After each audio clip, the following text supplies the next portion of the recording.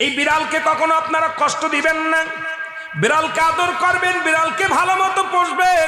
বিড়াল যদি কোনো জাতির জন্য দোয়া করে, কোন গৃহস্থর জন্য দোয়া করে, ওই সংসারের মধ্যে উন্নতি শুরু হয়ে যায়।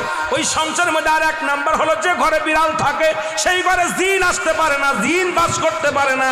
আর একটা ঘোষণা শুনে নেন, নবীজি বলে গেছেন, যে ঘরের মধ্যে বিড়াল ছানা বাস করে ওই ঘরের মধ্যে জিন জাতি প্রবেশ করতে পারে না। তাহলে ছোট ছোট মাসুম বাচ্চাগুলো যে ঘরের মধ্যে থাকে, মুসলমান অনেক সময় জিনের আশ্রয় পড়ে যায়, অনেক সময় জিনে আসর করে, ওই ঘরের মধ্যে জিনে আসর করে।